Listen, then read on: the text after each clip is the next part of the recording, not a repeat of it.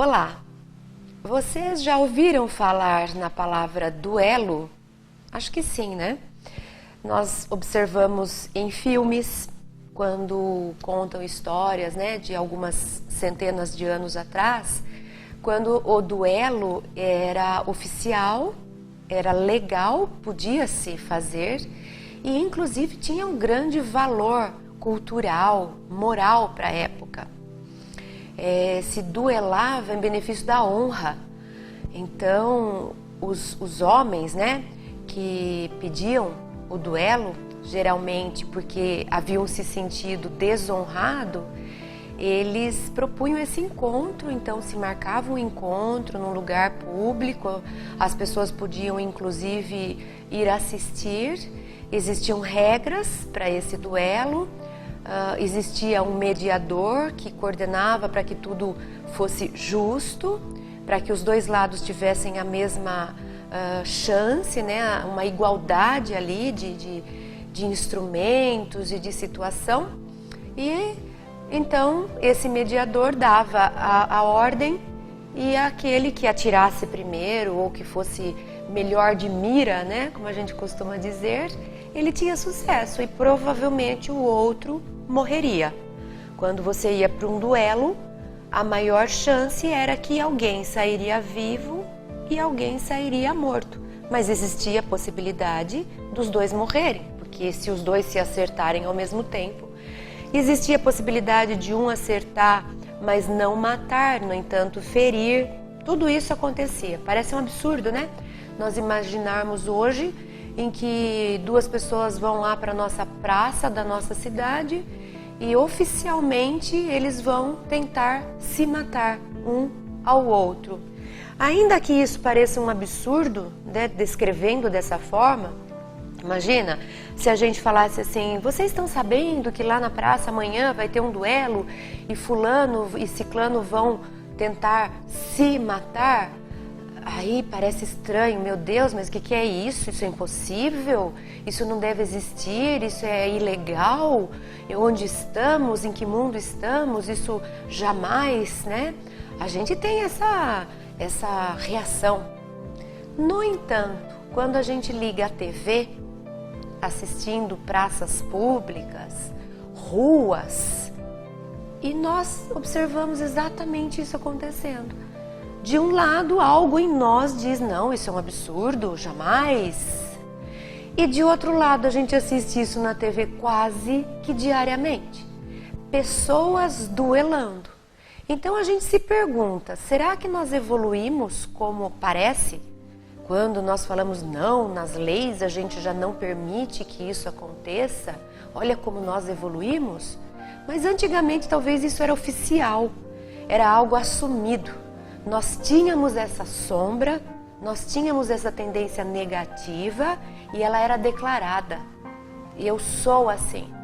Hoje nós vestimos uma capa de civilização, como se tivéssemos dado um lustro, né? Estamos bonitinhos, passamos maquiagem, criamos uma constituição de direitos, de deveres e sentamos no sofá da sala para assistir duelos nas ruas, em que grupos se combatem, torcidas organizadas em que sentido? Que ordem que existe aí de confronto? Opiniões diferentes, e aí eu não gosto da outra opinião, ela me irrita, eu me armo com armas brancas e vou para a rua fazer arruaça, bater, matar, quebrar, depedrar. O que seria isso, senão um duelo não declarado, ilegal, sombrio? Será que nós não devemos olhar para isso e de fato nos assustar e dizer: não é por aí, não é dessa forma? É ilegal o uso de violência de um com o outro? Até quando nós vamos dizer: assinamos a Constituição, não pode acontecer isso, e sentamos na sala para assistir isso acontecer? Até quando que nós ficaremos omissos diante da violência que é assistida e justificada? nós justificamos muitas vezes se aquele que está violentando, por acaso estiver do lado que eu acredito da história. E aí vamos elevar, iluminar aquele comportamento. Não, mas é porque ele está em defesa de algo nobre. Como assim? Então voltamos lá para o passado, porque lá o duelo era em nome da honra. Eu vou chamar alguém para tentar matar pela minha honra. Mas será que não evoluímos de lá para cá? Será que não entendemos que isso não é honra nenhuma? Que isso é uma violência e que nós temos recursos legais, constitucionais para lutar pelo que acreditamos, para declarar o que acreditamos? Até quando nós vamos aceitar esse tipo de violência, esses duelos? Duelo de forma violenta física. Mas será que esses duelos que nós assistimos pela TV, eles não nos dizem respeito? Afinal de contas, não sou eu que estou na rua quebrando, batendo, ferindo. Eu não faço parte disso? Será que não? Será que não existem outros tipos de duelo? Será que não deveríamos olhar para o espelho e procurar onde é que a violência ainda se encontra na minha vida, partindo de mim mesmo? Será que eu posso falar rapidamente? Não, isso não me diz respeito. Eu não sou violento. Será que não existem outros tipos de violência mascarada? Será que em algum momento eu acabo usando de violência? Vale a pena uma reflexão de frente comigo mesma, olhando para o espelho e me perguntando: eu pratico duelos? Como assim? Que duelos? Outros? Se eu não vou para a rua? Se eu não me armo e não saio depedrando e quebrando coisas? Mas talvez tenha outros tipos de duelo que eu acabo praticando de forma mascarada e justificando que fiz isso em nome da honra, por exemplo. Quer ver outros tipos de duelo que a gente costuma fazer? O duelo verbal. Às vezes dentro de casa. Às vezes ferimos muito mais com as nossas falas do que se tivéssemos de fato batido, violentado alguém fisicamente falando. Às vezes as palavras que nós dizemos, elas humilham, elas machucam, elas derrubam muito mais do que um soco, fisicamente falando. Então, será que eu posso afirmar que eu não sou violento? Afinal de contas, da minha boca só saem boas palavras? Será que eu não faço uso de sátiras, de ironias?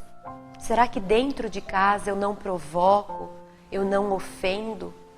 Será que eu não faço calúnia? Será que eu não falo mal do vizinho, não faço intriga? Será que eu não reproduzo as tais fake news? Coisas que eu ando falando por aí, mas eu não tenho certeza se aconteceu ou não. Mas eu mando bala, continuo passando para frente a notícia. Eu acho que tal coisa aconteceu e já conto para meio mundo. Será que isso não é um tipo de violência que eu uso da forma verbal? Será que eu não posso fazer violência às vezes no meu olhar? Às vezes a forma como eu olho para alguém, eu humilho por o meu olhar de desdém. Às vezes eu posso dizer para outra pessoa que eu acho ela um nada, simplesmente pela forma como eu olho para essa pessoa. Eu tiro a dignidade dela com um olhar. Não seria isso um duelo? Eu não machuquei, eu não feri, eu não matei nada nela, será que não? Às vezes não é com o olhar, mas é com a minha energia, a forma como eu sinto, a forma como eu me coloco. Parece que eu produzo um fluido que machuca o outro. Quantas vezes nós falamos: nossa, eu fiquei perto daquela pessoa e saí mal, eu saí com enjoo, eu saí com uma tontura. Não foi isso uma violência?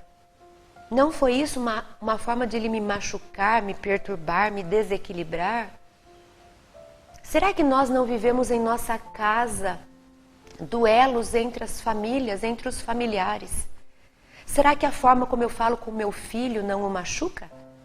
Será que a forma como eu ironizo o meu irmão não fere? Será que a forma como eu olho para o outro com desdém não machuca, não impacta negativamente essa outra pessoa? Até quando vamos agasalhar os duelos em nossas vidas? Justificando, eu tenho direito, eu só respondi, foi ele que começou. Ah, fulano precisava ouvir. Ah, é bom falar assim de vez em quando, será? E quando o sentido é inverso? E quando a palavra me machuca? E quando o olhar me humilha? Será que eu acho que isso é fundamental e que faz parte e que eu realmente preciso ouvir isso? Até quando vamos nos combater, nos machucar? Se nós já tiramos isso da Constituição, é porque já entendemos que isso não é bom. Por que continuamos praticando atos de violência, brigando, ofendendo, provocando? Será que não temos outros meios? Fica com essa pergunta para a gente voltar daqui a pouco, pensando um pouquinho a respeito dos duelos. A Editora Frater conta com livros que trabalham reflexões sobre alegria, saúde e bem-estar, além de temas relacionados ao espiritismo. Entre eles, os títulos: A Dança entre Opostos, Viver no Mundo, Os Mestres de Nossas Vidas, de autoria ou coautoria de Cristiane Lenz Beira. Eles estão disponíveis para compra no site www.editorafrater.com.br. A renda obtida com a venda desses livros é revertida para a instituição Remanso Fraterno, apoiada por Raul Teixeira. É uma organização sem fins lucrativos, sediada no município de Niterói, atendendo a mais de 250 crianças e seus familiares, além de 85 adolescentes e jovens em situação de vulnerabilidade social.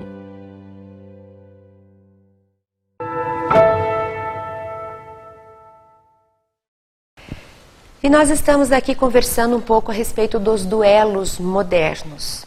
Não são mais formais como eram os antigos, em que se marcava um encontro, em que se ia para a praça ou para algum lugar público e de uma forma organizada, duas pessoas em nome da honra se enfrentavam de uma forma violenta, porque normalmente era com arma de fogo, e um tentava machucar o outro ou tirar a vida um do outro. Isso ficou no passado, isso ficaram descritos esses casos na história, e hoje estamos livres dos tais duelos. Só que não. Infelizmente a gente ainda observa muitos enfrentamentos, muitos confrontos, muitas brigas e muitas violências, seja na praça pública, nas ruas, quando grupos que se antagonizam se confrontam e se batem e se machucam, seja dentro dos nossos lares, quando nós somos violentos na forma de palavras que machucam, de acusações, de ofensas, seja na forma de olhares condenatórios, de olhares humilhantes, seja às vezes simplesmente numa forma de fluido, de energia que eu expresso e que acaba contagiando, causando mal-estar no outro. Pela minha presença eu sou capaz de produzir mal na vida daquela outra pessoa. Ou às vezes a gente é que passa por isso, quando muitas vezes familiares, amigos ou pessoas do nosso trabalho nos ofendem, fazem de ironia, debocham, criam piadas de mau gosto envolvendo a nossa pessoa, ou às vezes nos olham de um olhar tão maldoso, ou às vezes a sua presença nos causa mal-estar. Não seriam essas formas sutis e mascaradas de confrontos, de duelos? Até quando vamos tentar resolver os nossos problemas, porque de fato eles não se resolvem assim, por meio desses duelos, que agora não são mais oficiais, no entanto continuam existindo esses confrontos violento, seja pela violência verbal, mental e física, inclusive. Existe um trecho no Evangelho, né, que é muito interessante para a gente analisar e que cabe uma reflexão a respeito disso. Está lá no Evangelho de Mateus, para quem quiser depois ler. E eu vou ler na íntegra esses versículos 25, Mateus 5, 25 e 26. E diz assim: concilia-te depressa com o teu adversário, enquanto estás no caminho com ele, para que não aconteça de que o adversário te entregue ao juiz, e o juiz te entregue ao oficial, e o oficial te encerre na prisão. Em verdade te digo que de maneira nenhuma sairás dali enquanto não pagares o último ceitil. Então esse trecho do Evangelho fala assim: se você tiver algum problema com algum irmão, seja próximo, seja distante, a recomendação evangélica é: se acerte com ele. Não é confronte. Porque ele diz que se você não se acertar pacificamente e você continuar duelando, provocando, xingando, maltratando, criando intriga, falando mal, se você continuar duelando, sabe o que vai acontecer? Você acaba sendo condenado, tanto você quanto ele. Que condenação é essa? Aí o Evangelho diz assim: você vai ser condenado por um juiz, que vai te entregar para um oficial e que vai te pôr numa prisão. Nós tentamos entender isso de uma forma literal. Quando alguém acaba ultrapassando uma lei e dessa forma vai preso. Mas muitas vezes a gente não é preso por causa da lei. Vamos supor que eu estou em casa e eu ofendo um familiar, provavelmente eu não vou acabar preso. O juiz não vai me julgar por uma briga familiar, desde que não tenha grande repercussão, não se chame a polícia. Então esses versículos não se aplicam? Se aplicam, porque nós podemos interpretar, não de uma maneira literal, mas simbólica. E o que é o símbolo? Que símbolo que está guardado aí? Porque nós podemos trazer isso para nós próprios. E esse juiz estando dentro de mim, sendo uma parte minha. O oficial sendo outra parte minha. E a prisão estar dentro de mim. Sabe como? Assim, por exemplo, eu estava bravo, nervoso, né, e ofendi a minha mãe. Né? Acabei falando o que eu não deveria ter falado. Fui grossa com ela. O juiz vai me condenar. Que juiz? O meu senso moral. Aquela parte dentro de mim que sabe o que está certo e o que não está. E esse meu eu, que sabe avaliar e dizer para mim que aquilo não cabia, ele me diz assim: puxa, você pegou pesado, Cris. Você não deveria ter sido grossa. Isso não é bom, isso não é saudável. Você não tem direito de fazer o que você fez. E aí eu me sinto culpada, eu me sinto responsável pelo que eu fiz. Se eu não me acertar, se eu não procurar, por exemplo, essa pessoa, minha mãe, seja lá quem for, e não me desculpar, passei do limite, me perdoa, compreenda que eu não me controlei. Por favor, eu retiro o que eu disse. Eu gostaria de me redimir com você. Se eu não fizer isso, como o versículo recomenda, vai e se acerte com ele enquanto vocês estão no caminho, quer dizer, enquanto vocês estão vivendo, enquanto vocês estão próximos, enquanto é possível. Vai acontecer que esse juiz vai te mandar para a prisão. Em que sentido? Isso acaba se tornando uma prisão em mim, porque eu fico presa nessa dívida que eu me sinto responsável. Eu fico presa na culpa que eu não fui capaz de esclarecer, de me redimir. Aí o tempo passa e aquilo continua me cutucando. O tempo corre e eu não esqueço. A vida vai e vira e volta. Eu me lembro daquele dia em que eu disse aquela coisa. Eu não fiquei preso lá? Fiquei. Nunca mais eu saí daquela situação. E muitas vezes o tempo vai longe. 10 anos se passam, 20 anos se passam, uma vida inteira se passa. E eu continuo preso naquela situação em que eu duelei, briguei, causei intriga, maltratei e não me redimi. Algo em mim disse: você estava errado. E eu carreguei aquilo por uma vida inteira. Durante uma vida inteira, eu fiquei presa na situação. Então existe uma frase que uma professora minha costuma dizer, e ela diz assim, falando da parte psicológica: o passado se presentifica. Olha que frase bonita. O passado se presentifica nas mágoas, nos conflitos, nas brigas, nos duelos mal resolvidos. Aqueles em que a gente bateu ou apanhou, em que a gente ofendeu ou foi ofendido, em que a gente teve confronto, seja físico, seja verbal, seja na forma de um olhar, e nós não paramos para resolver. Nós fizemos esse duelo porque não conseguimos nos controlar, não resolvemos, não voltamos, não nos responsabilizamos, não nos arrependemos, não pedimos perdão, não voltamos para esclarecer. A vida foi e nós continuamos presos naquele lugar, naquele ponto. Não seria isso uma prisão eterna, muitas vezes? A recomendação é essa.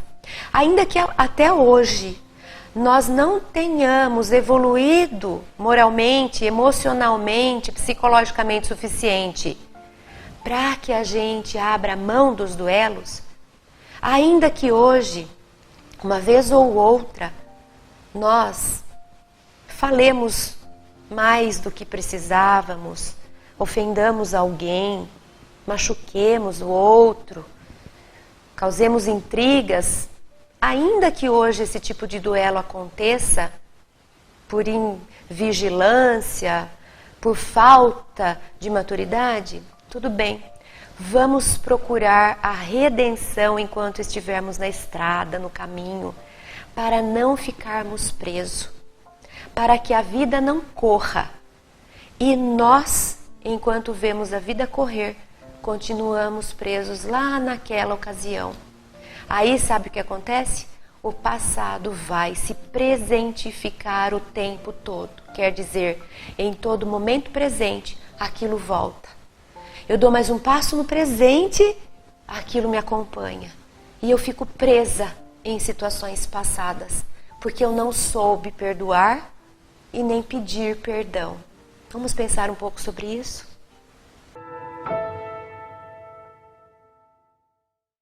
A editora Frater conta com livros infantis e infanto-juvenis que trabalham diversos temas, como autoconhecimento, empatia, felicidade, entre eles, como é difícil escolher, erramos, e agora?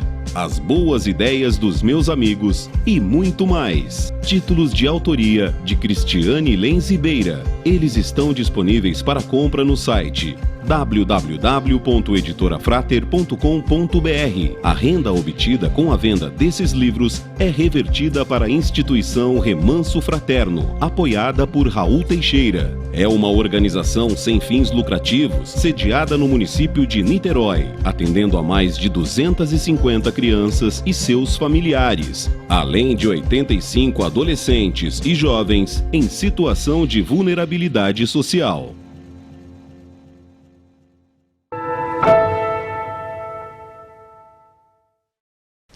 E estamos aqui conversando sobre os duelos, sobre esses duelos que acontecem com a nossa própria vida, em nossa própria vida. A princípio parece que esses duelos estão longe, afinal de contas eu só assisto violência na TV. Eu, da minha parte, não, mas talvez, se tivéssemos coragem de diante do espelho nos perguntarmos, provavelmente nós perceberíamos que a violência, sim, faz parte da nossa vida, está próxima, está no nosso presente. Quantas vezes nós dizemos palavras hostis? Quantas vezes nós lançamos olhares maldosos.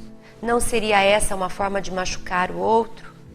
E nós falamos também da recomendação evangélica para a reconciliação. Faz parte, nós ainda trazemos essas dificuldades e de vez em quando escapa. Escapa um ato de violência, uma palavra mal falada, uma intriga. Escapa. Nós ainda somos violentos, a verdade é essa. Mas nós podemos fazer alguma coisa a respeito. Nós podemos, enquanto estamos no caminho com essas pessoas, voltarmos atrás e nos redimirmos. Explicarmos o que aconteceu, pedirmos perdão, perdoarmos. Ainda que a gente precise conviver com essas violências sutis, essas alfinetadas, essas falas grosseiras, nós já estamos em condição de voltarmos a falar sobre isso. Me perdoa, extrapolei, passei do limite, eu não podia ter falado como eu falei com você, eu não deveria ter falado. Vamos nos reconciliar? Isso é ser humano completo. Eu tenho meu lado sombra, mas eu também tenho meu lado luz. E muitas vezes nós deixamos uma vida inteira passar antes de pedirmos desculpa, antes de voltarmos naquele assunto. Mas a vida passa e nós continuamos presos naquela mágoa. Seja numa culpa do que eu fiz, seja numa mágoa que eu recebi de um ato que alguém me fez. A vida corre e nós carregamos esse fardo dentro de nós. Como se andássemos com notas promissórias. Olha quantas coisas as pessoas me devem. Essa daqui foi um dia que alguém me xingou. Essa daqui foi um dia que alguém me maltratou. E eu vivo uma vida carregando esse peso dessas mágoas. E já que nós estamos falando em sombra, invalidar o nosso lado violento, assumir, ele existe, por mais que eu vigie. Mas quando ele escapa, eu corro atrás. Eu peço perdão. Eu volto atrás do que eu fiz. Isso é ser herói. E por falarmos em sombra e em herói, existe na mitologia a figura do herói, em vários contos. Talvez o mais conhecido seja o de Heracles ou Hércules. O Hércules era um herói. E quando nós vamos analisar os mitos e analisar a figura do herói simbolicamente, o que seria esse herói? Esse herói seríamos nós próprios. Mas o herói na figura, né? Normalmente na narrativa mitológica do herói, o que acontece é assim. O herói sai numa jornada heróica. Durante a jornada do herói, ele enfrenta dificuldades, ele vence monstros, ele faz batalhas contra outros exércitos, ele salva donzelas no caminho, ele se machuca, ele se frustra e no final da jornada heróica, ele se torna o herói. O herói não nasce herói, ele se torna herói por causa do conto, da narrativa, da história que ele passou. Ele se torna herói diante da experiência de lutar, de batalhar e de vencer. E nós olhamos para os contos, né, de heróis sempre de um jeito literal. E imaginamos, cadê o herói? Procuramos ele no mundo. Cadê o herói de nossas vidas? Quem é que vai vir me salvar? Mas a mitologia não conta a respeito do mundo de fora. Quando a gente lê um conto mitológico, nós devemos fazer o paralelo com o nosso mundo de dentro. O herói está dentro de nós. O mundo, a jornada que o herói percorre, está dentro de nós, é nossa vida, são nossas experiências. Os monstros que o herói enfrenta são nossos monstros. Esse monstro que quer sair batendo em todo mundo, xingando. Aquele outro monstro que adora falar mal da vida alheia. É o herói enfrentando esses lados obscuros da nossa personalidade. E as donzelas que ele salva estão em nós.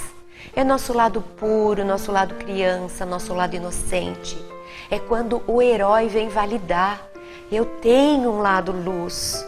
Eu tenho um lado sombra que às vezes extrapola, mas eu tenho um lado luz que também gosta de ajudar. A jornada heróica, ela é uma jornada psíquica. E quando nós temos coragem de enfrentar o épico, o caminho épico de um herói, é quando nós nos desenvolvemos psicologicamente falando e nos tornamos maduros no final da história e nos tornamos o herói da nossa própria vida. É esse o convite da nossa reflexão de hoje. Ao invés de deixarmos somente os monstros, as sombras nossas escaparem, xingando aqui, ofendendo ali, falando mal do outro, indo para a rua brigar, ao invés de sermos essas pessoas que saem para brigar, para bater, que querem impor a sua própria razão por meio violento, por que não sermos heróis de nós mesmos, das nossas próprias causas? Porque o herói também batalha, o herói também luta, mas é uma luta interna. Muitas vezes, quando eu bato na pessoa que está fora, psicologicamente falando, eu estou tentando bater, eu estou tentando acabar com um aspecto meu interno que eu não aceito. Um aspecto que eu tenho raiva, que eu tenho vergonha. Eu projeto no outro e eu bato no outro porque eu não sou capaz de olhar para mim, validar em mim aquele outro que eu estou projetando e combater em mim. Esse é o mecanismo de projeção psicológica. Sempre que algo de fora me incomoda, me irrita e eu quero ir lá e bater, eu quero violentar, na psicologia a gente fala, toma nota e vai para a terapia, porque é um grande sintoma do que você precisa trabalhar dentro. Enquanto eu não iluminar essas minhas áreas, como um herói que mergulha no mundo de dentro e vai lutar com os próprios demônios para transformá-los em seres de luz. Essa é a jornada épica do herói. Esse é o processo de terapia, de crescimento, de desenvolvimento psicológico. Ao invés de brigar com o que está fora, vai para dentro e olha quem dentro de você que te incomoda, que lado seu que você não gosta, não concorda. O que precisa ser iluminado nas suas sombras internas? Isso só um herói é capaz de fazer. É preciso que nós nos tornemos conscientes de que antes de eu declarar que o outro é do mal, que o outro não entende e que o outro precisa ser combatido, nem que seja de forma violenta, antes desse passo, é preciso ser herói de si mesmo. É preciso olhar para si, enfrentar o espelho e mergulhar em uma jornada para dentro, de batalha interna, procurando encontrar em si, cadê o invejoso que existe em mim e que quer bater naquele que ele conseguiu o que eu não fui capaz de conseguir. E agora eu tenho raiva dele e eu quero bater, porque na verdade eu queria esse lugar, ele foi capaz, eu não fui. Será que quando eu estou batendo naquele que eu não concordo, eu não estou batendo nele porque eu tenho internamente isso mal resolvido? Será que quando eu debocho do outro, que não sabe das coisas, ignorante, eu de fato não estou querendo provar para mim mesmo que eu sou o bom? Porque na verdade eu sei que lá dentro eu também tenho um ignorante, mas eu não quero ser ignorante. Então, para eu ficar longe do meu ignorante, eu combato o ignorante fora. De tanto medo que eu tenho de que alguém descubra que de fato eu também sou um ignorante. Isso é projeção. Então, na psicologia, a gente sempre fala aquilo que eu combato muito fora, aquilo que me irrita no mundo de fora, aquilo que eu quero brigar no mundo de fora, é algo interno que está mal resolvido. Como é que eu faço para lidar? Seja herói, mergulhe dentro de si, tenha coragem de lutar as batalhas psicológicas, tenha coragem de enfrentar os seus monstros e de salvar o seu lado luz, o seu lado criança, o seu lado donzela pura. Resgate você mesmo. Quando nós aprendermos a voltar a nossa atenção para a nossa própria vida, a gente vai se preocupar menos com o que os outros merecem de punição, com o que os outros merecem ouvir da nossa parte. Fica esse convite. Olha mais para si, mergulha heroicamente no seu mundo interno, vai se conhecer, vai olhar para os seus aspectos que você quer fingir que não existe. Isso sim merece sua atenção. Antes de você sair querendo matar quem está fora, veja dentro de você quem está precisando de atenção ou quem você deseja matar dentro de você. Não precisa matar, só precisa validar, só precisa se conscientizar, mas para isso precisa de uma coragem de herói. Pense sobre isso.